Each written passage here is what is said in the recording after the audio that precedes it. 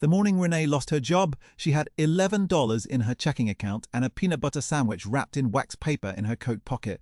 She had packed it the night before, the way she always did. A jar of store-brand peanut butter, a loaf of bread marked down to $1.69 because it was one day from expiring. She made 2 sandwiches every morning, one for her lunch break at the call center and one to eat on the bus ride home, so she would not spend money at the vending machine near the elevator. It was a system. It kept her on the right side of zero.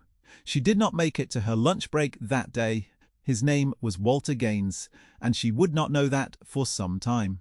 When she saw him that Tuesday in October, he was sitting on the low wall outside the Caldwell Communications building on 5th Street, a paper coffee cup tipped on its side near his boot, a fleece blanket that looked like it had been laundered perhaps twice in a year folded across his lap. He was somewhere in his 60s, Renee guessed, a thin man with a rim of grey at his temples and eyes that were calm in a way that surprised her. Not distant, just settled. She had seen him there before. Most of the employees who streamed through the glass revolving door stepped around him or looked at their phones. Renee had said good morning to him twice, once last week and once the week before that, and he had said good morning back, and that had been the whole of their acquaintance. That Tuesday she came out of the building at 11:45 instead of 1 o'clock because Marcus Webb, her supervisor, had called her into his office and handed her a separation form and told her she had violated company policy by accessing a client account outside her assigned queue. Renee had tried to explain. She had tried to explain that the client, a 73-year-old woman named Doris, had called in crying, and that the call had been dropped from the queue by a system error, and that Renee had looked the account up herself rather than let the woman sit on hold for another 45 minutes. She had explained it quietly, without her voice rising, the way she always handled things, hands flat on her thighs, back straight in the chair. Renee had tried to explain that she had done this before, that her team lead had told her informally it was fine, that no one had ever written her up for it. Marcus Webb had not looked up from the form.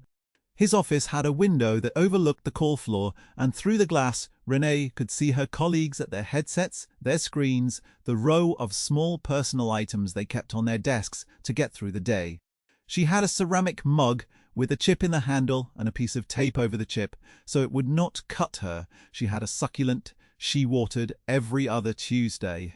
She had a photograph of Simone in front of a Christmas tree, the gap in her front teeth visible in the grin, the gold ribbon on the smallest package catching the light. She sat in that office and thought about all of that while he explained that her termination was effective immediately and that she had until the end of business to collect her belongings. She asked once more about Doris.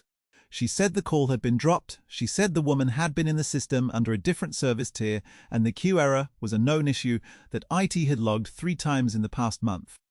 He slid the form across the desk and told her where to sign. She cleaned out her desk in 12 minutes. She took her coffee mug, the photo of Simone, and the small succulent. She tucked Harold's note into her coat pocket at the last moment because she had not planned to take it and then could not leave it. She did not cry until she got to the elevator. She pressed the closed door button hard and cried for 3 floors, and then she stopped because she had learned how to stop. She had learned it after Simone's father left, and she had cried for a week and then gotten up because the rent was due. She had learned it when her car was repossessed 2 years after that, and she had cried in the parking lot of a grocery store and then walked to the bus stop. The lesson was always the same. You could feel it, and then you had to move. She was through the revolving door and 10 steps down the sidewalk when she passed the man on the wall. He was looking down at the overturned cup, and there was nothing on his face that asked for anything, which may have been why she stopped. She had 17 minutes until the next bus. She had the sandwich in her pocket. Her stomach had been growling since 9. But she also had $11, and she knew with a quiet, steady certainty that the man on the wall had less. "Excuse me," she said. "Have you eaten today?" He looked up at her. He said he had not. She reached into her coat pocket and brought out the wax paper bundle and held it toward him. "It's just peanut butter," she said, "but the bread's still good." He looked at the sandwich for a moment in a way she could not entirely read. Then he took it with both hands, the way you take something you have been given carefully, not the way you grab at something you need. He said, "Thank you." She said, "You're welcome." She said she hoped his day got warmer because the sky was the color of a nickel and the wind had teeth. He smiled at that, just a small one, at one corner of his mouth. She walked to the bus stop and stood there with her box of desk belongings and her empty stomach and thought about what she was going to tell Simone. If you've ever held something together with nothing but your own will, you know what the next part of this story costs. Leave a comment below and let us know, because what Renee did next is the part that mattered most. Simone was 9. She was in the 3rd grade at McKinley Elementary and she had a science project on water cycles due Friday, and she needed new sneakers because she had grown out of her last pair so fast that the left toe was starting to separate. She went to her grandmother's apartment after school every day while Renee worked, and her grandmother Estelle was 64 and had a bad knee and watched Simone with a kind of exhausted, devoted love that she never complained about. Renee paid Estelle $40 a week out of gratitude, even though Estelle told her every time to stop. The rent was $840 on the first of the month. The electric was $97. The phone was $45, and Renee had already deferred it once. The internet she had already cut. She used her phone as a hotspot for Simone's schoolwork, and some nights the signal was bad, and Simone sat at the kitchen table with her homework half done, and did not complain about that either, because Simone was 9 years old and had already learned not to complain about things that could not be fixed tonight. Renee had worked at Caldwell Communications for 2 years and 8 months. She had been Employee of the Month twice. She had a note in her file from a client named Harold, who said she was the first person in 4 calls who had actually listened to him, and she had kept a copy of that note in her desk drawer because on the hard days it helped. She earned $16.22 an hour. It was not enough, and it had never been enough, and she had been telling herself every month that she was close to a raise, close to a promotion, close to something that would let her breathe more than halfway. And then her supervisor had not looked up from the form. She told Simone that evening that she was between jobs. Simone considered this with the focused seriousness of a person who understood it was not the whole truth. "Did they fire you?" Simone asked. "They let me go," Renee said. "That's the same thing," Simone said. Renee looked at her daughter across the dinner table, the two of them eating rice and beans because it was 5 cents per serving, and she felt something in her chest that was half grief and half pride. "Yeah," she said. "It is." She filed for unemployment that night on her phone, sitting at the kitchen table after Simone was asleep. The form took 45 minutes and twice the page timed out, and she had to start a section over. And she did it without cursing, which she was proud of in a small, tired way. The confirmation said her first payment, if approved, would arrive in 3 to 4 weeks. She did the math on the back of an envelope. 3 to 4 weeks was not soon enough for November rent. She started applying for jobs at 7. The next morning, she applied for 14 positions in 3 days. Another call center, 2 retail customer service roles, a part-time receptionist position at a dental office, a scheduling assistant job at a medical transport company. She wrote a cover letter for each one that was honest and clear and did not beg. She had a gift for that kind of writing, for saying, "Here is what I can do," without making it sound like she was asking for mercy. She refreshed her email every 2 hours. She got 2 auto-acknowledgements and silence from the rest. She started a spreadsheet on her phone. Position applied. Date response. The response column was almost entirely blank. She added 6 more applications on day 4, 3 more on day 5. She rewrote her resume on day 6 because she had read somewhere that a different format improved your odds with automated screening systems, and she spent 2 hours on it at the library while the children's librarian read a picture book to a group of toddlers in the far corner, their voices carrying across the quiet room. And she had to stop once and breathe because the ordinary sweetness of the sound hit her somewhere she was not prepared for. By the end of the first week, she had stopped buying the bread that was 1 day from expiring and started buying the bread that was already past date and marked to 79 cents. She ate her lunch at home. She saved the bus fare by walking Simone to school every morning, 22 minutes each way, and she did not tell Simone why they were walking instead of taking the bus, and Simone did not ask because Simone was the kind of child who understood which questions to hold. She called about the electric bill on day 8 and arranged a payment extension. She called about the phone on day 9 and got 30 more days before they would suspend service. She did not call about the rent because she was not yet late on it, and she would not make that call until she was. Because the moment you made that call, you were a different kind of person in the landlord's ledger, and she knew from experience that ledger was hard to get out of. What she did not do was stop going to the library each morning after she dropped Simone. At school, the library was warm. It had internet. She applied for jobs, and when she had finished applying, she read. She had always been a reader. Her mother had given her that Saturday mornings at the kitchen table with a library book while the apartment filled with cooking smells. Estelle believed that reading was how you kept your mind from becoming a closed room. Renee had believed it all her life. She checked out 2 books at a time and read them on the couch after Simone fell asleep, and in that hour before she herself collapsed, she was not a woman in trouble. She was just a person with a book. The librarian, who works the morning shift, was a young man named Dev, who wore the same green cardigan every day and said good morning to everyone who came through the door. Well, he had started saying it to Renee as though she were a regular, because she was. She appreciated that he did not make it into a conversation or ask how her job search was going. He just said good morning and went back to whatever he was doing, and that was exactly enough. She was at the library on the Thursday of the second week when she saw the article. It was in the business section of the city paper, which she did not usually read, but it was sitting on the table where someone had left it open, and the headline was at the top of the fold. It said Coldwell Communications founder returns as interim CEO amid leadership shakeup. There was a photograph. Renee looked at the photograph for a long time. The man in the photograph was wearing a blue suit and standing in front of a window that faced the same skyline she had looked at from the 7th floor of the Coldwell building for 2 years and 8 months.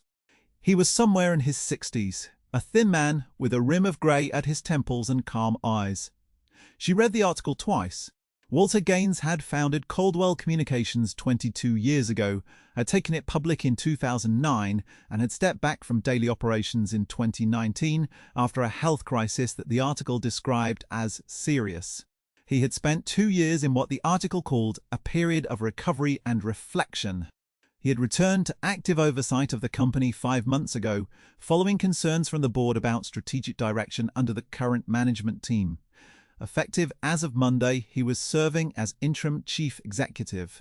The article quoted a board member who said that Mr. Gaines had an unmatched understanding of the company's founding principles and the qualities that had made it worth building in the first place. She folded the newspaper and put it back on the table. She sat for a while. Dev was shelving. Returns at the far end of the room. The toddlers were not there today. The library had the particular quiet of a room in which several people were each alone with their own necessity. She thought about the overturned cup, the folded blanket, the way he had taken the sandwich with both hands. She thought about the fact that she had seen him there before and had said good morning and had thought nothing of it, because she was the kind of person who said good morning. She thought about the day she had noticed the cup was empty and almost gone back to the lobby to get him a refill from the coffee machine, and had not done it because she was already late for her station. She had thought about it all day and felt vaguely bad about it by afternoon and forgotten it by evening. That was the ordinary texture of goodness in a busy life.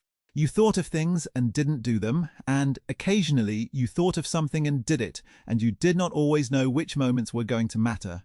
She did not think he had been homeless. She understood that now. She thought about what she did not know about other people's lives and what they chose to go out into, and she felt a sudden, exhausted respect for something she could not quite name. A man who had built a company from nothing and taken it public, and then when he came back to reckon with what it had become, chose to sit on the wall outside in an old blanket and watch. That was a particular kind of honesty she recognized. She had her own version of it, smaller and less consequential. It was the difference between what you got paid to do and who you actually were when you thought no one was keeping track. She also thought about the separation form and the eyes that had never come up from it, and she felt the familiar low ache of it. And then she closed that door because the ache was not useful today and she had applications to send. She did not contact the company, she did not write a letter, she did not think about how this was her way back in. It did not occur to her to connect the two things in a way that required something of anyone. She had given the man a sandwich because he had not eaten, and that was the beginning and the end of what that meant. The fact that he turned out to be someone whose name was in a newspaper did not change what the act had been when she was doing it, and she was not interested in going back and asking for credit on an act that had not been done for credit. There are people in this world who do the right thing and then set it down and walk away. Renee was one of those people. She had been one her whole life, and the world had taken note even when she hadn't. What she did not know was he had watched her walk away that Tuesday morning. He had watched her carrying a box and a coffee mug and a small plant, and he had understood, because he was not without experience in what people carry when they have just been relieved of a position, the way they hold themselves, the particular angle of a person who is not going to let anyone watch them fall apart on a public sidewalk. He had also noted the building she had come out of.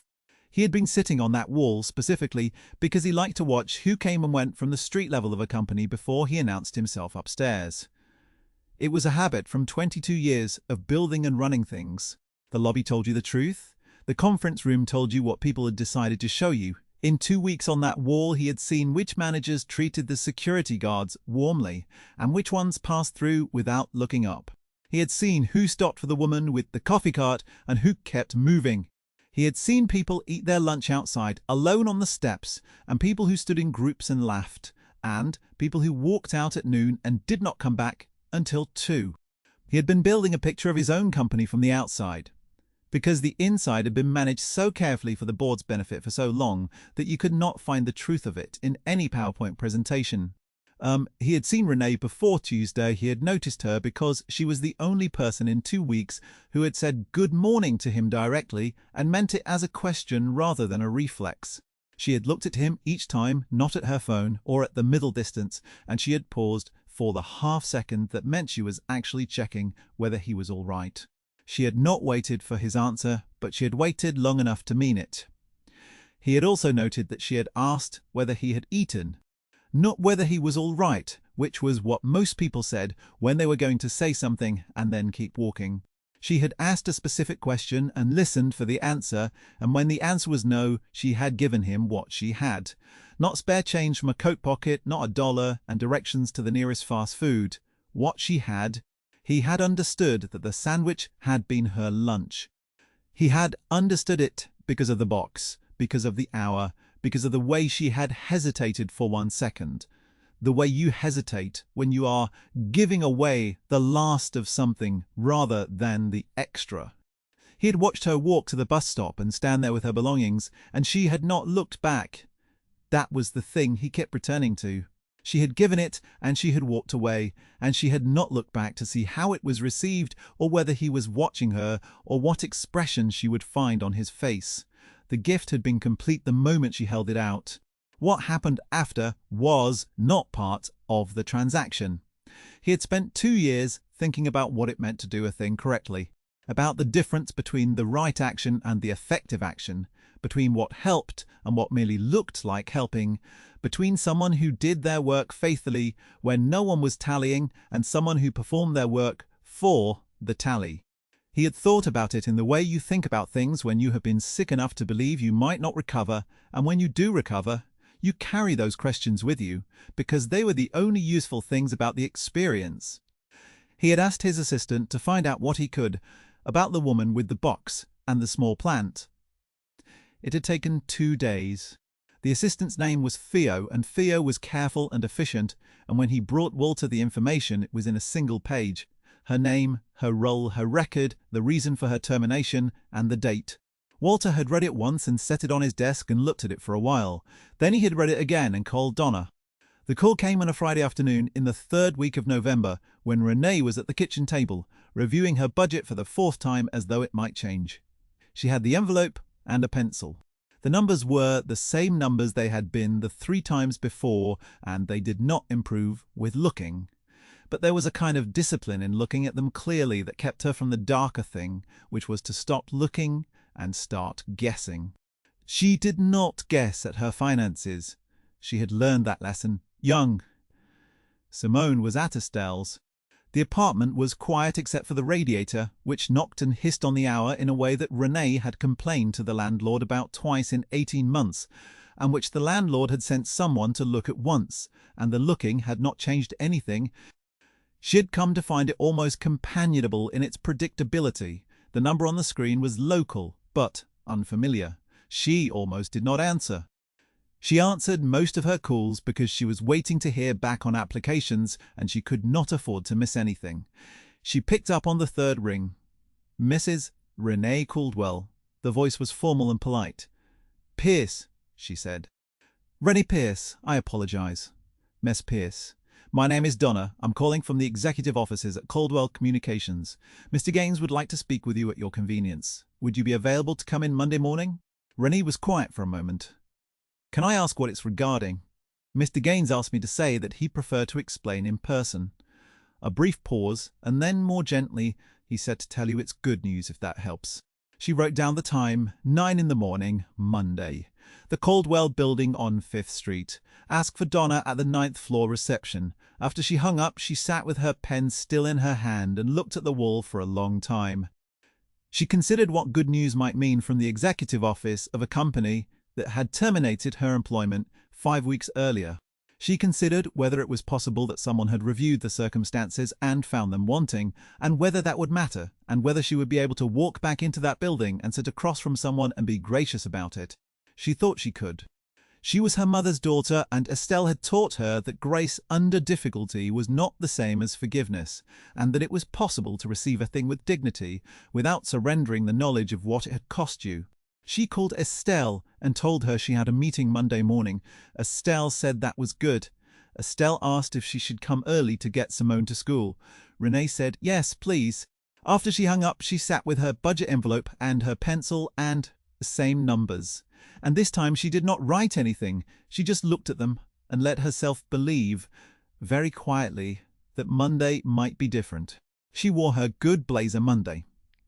The navy one she had bought 2 years before Simone was born, when she was 24 and had a job that required a blazer. She had worn it to 4 job interviews in the years since, and to a job she had gotten, and a job she had not gotten, and a job that had ended when the company closed, and a job that had been something else entirely by the time she arrived for her first day. It still fit. He had it, dry cleaned, at the place on Meridian that charged $7, which she had not done since the previous Easter, but she did it now. She picked it up Saturday morning, hung it on the back of the bathroom door so the steam from the shower would smooth any remaining creases. She pressed her slacks on Sunday night while Simone sat at the kitchen table doing her multiplication tables, calling them out to herself under her breath the way she always did. 7 times 6 equals 42. 7 times 7 equals 49. A steady, quiet recitation that was one of Renee's favorite sounds in the world. She polished her shoes at the kitchen sink and let them dry by the radiator. She set her alarm for 5:45 and then lay in the dark for a while, thinking about nothing useful. And then she told herself to stop, and she did.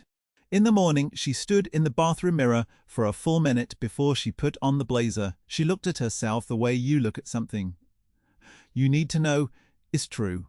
She looked at her face, which was 33 years old and had Estelle's cheekbones and her father's steadiness, and the particular quality of composure that belongs to people who have had to be composed in public before they were ready for it. She put on the blazer. She said quietly to her own reflection that she was still the same person who had walked out of that building 5 weeks ago with her coffee mug and her succulent and Harold's note in her pocket, and she was going to walk into this one the same way. Estelle arrived at 7:15. She looked at Renee in the blazer and pressed her lips together and said nothing, which was the highest form of Estelle's approval. She made Simone eat her cereal. Renee kissed Simone on the top of her head and walked out into the November morning and took the bus. The executive floor was the 9th floor, not the 7th. The elevator opened on carpet instead of linoleum, deep grey and unscuffed, and the windows on the far wall showed the whole skyline, the same one from the newspaper photograph, the same one Renee had looked at from 2 floors down for 2 years and 8 months. The light on it was different from up here. The whole thing looked different from 1 floor higher. She thought about that. Donna, the assistant, was a trim woman in her 50s with a kind and efficient manner who offered coffee and water and showed her to a conference room with 6 chairs and a long table and a view of the street below. The conference room had a window that looked directly down at 5th Street. Renee looked down at the wall where she had seen him sitting. It was empty at this hour. The morning commuters were streaming past it toward the revolving door, heads down, coats zipped, the ordinary anonymous urgency of people getting to where they needed to be. She watched them for a moment. She had been one of them, the whole population of people who stepped around the man on the wall without seeing him, and then she had been something else, briefly, without intending to. That was the part she could not quite account for. She had not been in a generous mood that morning. She had been on her way to the bus stop with a box and an empty stomach. She had stopped because the man was there, and the sandwich was there, and she had not yet learned to walk past that particular combination without checking. He came in 3 minutes later. He was wearing a grey suit today, not the blue one from the photograph, and he looked like himself, which is to say, he looked like the man from the wall, and also like the man from the photograph, and also like someone who moved through a room as if he had already decided what needed to happen in it. His eyes were the same. That calm. He sat across from her, and he did not make her wait. "I was on that wall the morning you left this building," he said. She said she knew that now. "I didn't know you worked here when you spoke to me," he said. "And I don't think it would have changed what you did." She said she didn't think it would have either. She said it simply, not performing certainty, but not discounting it either. She meant it. She had thought about that question alone at the kitchen table, and the answer was that she would have done it anyway. She had not given the sandwich to a man she thought was a founder of a company. She had given it to a man who had not eaten. "I've been reading the internal reviews of the 5th through 8th floors since I came back," he said. "There are things in those reviews that concern me. The reason you were let go is one of them." He paused. "What you did for that client, Mrs. Doris Whitfield, was the correct thing to do. A 73-year-old woman who called in distress should not be left on hold because a system error dropped her from a queue. The policy that was used to terminate your employment was written for a different problem and was applied incorrectly." Renee looked at him. She kept her hands still in her lap.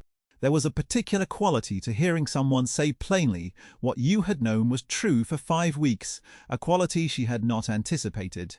She had expected to feel vindicated or relieved or angry, in some proportion. What she felt instead was simply tired, a deep and clean exhaustion that was not defeat but something more like the feeling of a weight set down. "I've pulled the records on Mrs. Whitfield's call," he said. 4 dropped contacts over 18 months. Yours was the only one of the 4 that someone followed up on. Manually. He looked at her steadily. "You were the only person who went looking." She had not known that. She took it in and did not speak. "I would like to offer you your position back," he said. "With back pay for the 5 weeks you've been out, and a reclassification to Senior Customer Relations Coordinator, which comes with a salary of $22 an hour and access to the company's healthcare plan at full rate, full family coverage." She did not speak for a moment. The radiator in this room did not knock. The silence was expensive and clean. The kind of silence that exists in rooms where decisions are made and then carried out by other people in other rooms. She thought about Simone's appointments. She had been postponing because the dental plan from Coldwell had been the only dental plan she had ever had in her working life, and she had lost it 5 weeks ago.